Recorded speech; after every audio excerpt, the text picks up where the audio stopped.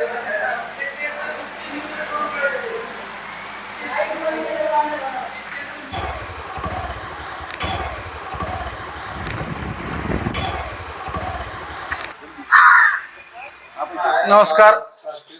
मी हनुमंत रुस्तुमराव धुळगंडे, सरपंच प्रतिनिधी माळेगाव यात्रा।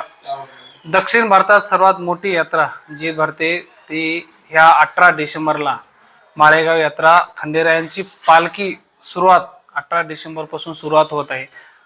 या यात्रेची जय्यत तयारी ही यात्रा खरं तर जिल्हा परिषद नांदेड, पंचायत समिती लोहानी, ग्रामपंचायत कार्यालय माळेगाव यांच्या संयुक्त विद्यमानाने ही यात्रा भरवली जाते।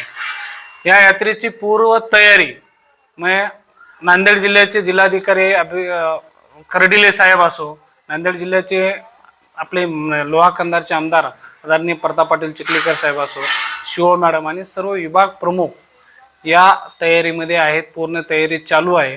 मग लाईटचा प्रश्न असो, लाईट पाण्याचा प्रश्न असो, अंतर्गत रस्ते असो आणि सगळं मंदिर परिसर आणि यात्रेतला कोणताही भाग अनुचित प्रकार घडू नये याच्यासाठी आम्ही सगळ्या पद्धतीने व्यवस्थित सुसुविधा देण्याचा प्रयत्न चालू आहे।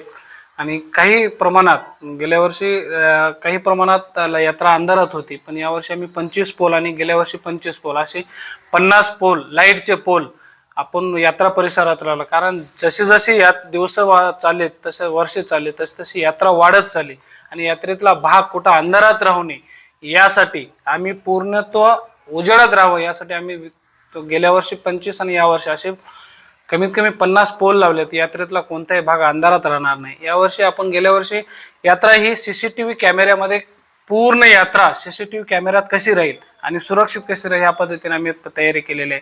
गेल्या वर्षी 16 सीसीटीव्ही कॅमेरे लावले होते, पण यावर्षी अजून 9 सीसीटीव्ही कॅमेरे आम्हाला जिल्हा परिषदेने वाढवून दिले आणि 25 सीसीटीव्ही कॅमेरे त्याचं पूर्ण रूम जी आहे ते पोलीस चौकीला राहील। म्हणजे यात्रातला कोणताही भाग सीसीटीव्ही कॅमेऱ्याच्या बाहेर राहणार नाही। पूर्ण जिथं कुठं अनुचित प्रकार घडत असेल तर ताबडतोब तिथं पोलीस चौकी पोलीस कर्मचारी पोहोचणार आहेत। ज्या पद्धतीने आपल्याला यात्रेचं नियोजन करायचं त्या पद्धतीने आम्ही अतिशय सुंदर नियोजन असं केलेलं आहे। यामध्ये काही कारणास्तव आम्ही काही वेळापत्रक आम्ही तयार केले होते, पण मध्येच नगरपालिकेचे निवडणुका आहेत, काही लोहा नगरपालिका असो, नांदेड जिल्ह्यातले मुखेड ह्या 2-3 नगरपालिकेचा निकाल आणि निवडणुका असल्यामुळे 20 आणि 21 तारखेला कोणतेही आम्ही कार्यक्रम ठेवले नाही। कारण 18 डिसेंबर 2025 ला देवसवारी म्हणजे देवाची पालखी पूर्ण यात्रेला पूर्ण राऊंड मारून देवाच्या मंदिरात येते आणि खरी यात्रेला सुरुवात तिथून होत असते। दुसऱ्या दिवशी 19 डिसेंबरला आसवान कुक्कुट प्रदर्शन विविध स्टॉलचे प्रदर्शन उद्घाटन त्या ठिकाणी आम्ही 19 तारखेला ठेवलेलं आहे। 20 तारखेला कृषीनिष्ठ शेतकऱ्यांचा सत्कार त्या दिवशी निवडणूक असल्यामुळे आपण छोटासा कार्यक्रम ठेवलेला आहे। त्यानंतर 21 ला निवडणूक असल्यावर कोणताही कार्यक्रम ठेवला नाही आपण निकाल असल्यामुळे। 22 ला जो लावणी महोत्सव असतो तो लावणी महोत्सव आपण मोठ्या थाटामाटात इथे 22 तारखेला उद्घाटन आहे। त्यानंतर 23 ला कुस्त्याची प्रचंड दंगल हा एक कार्यक्रम तिथं आपण ठेवलेला आहे 23 ला। आणि त्याच्यासोबतच पशुप्रदर्शन जे दुग्ध व्यवसायाचे आहेत ते पशुप्रदर्शन त्या दिवशी ठेवलेल्या कुस्त्याच्या दिवशी।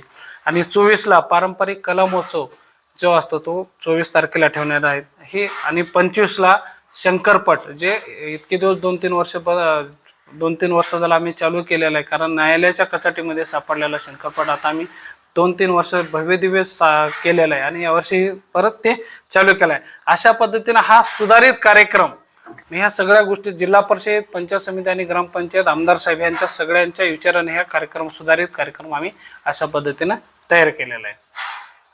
तर सर्व जनतेला विनंती आहे की यात्रेचा जास्तीत जास्त आनंद घ्यावा आणि यात्रेमध्ये सहभागी व्हावे अशी विनंती करतो आणि थांबतो। आवाज बहुजनांचा।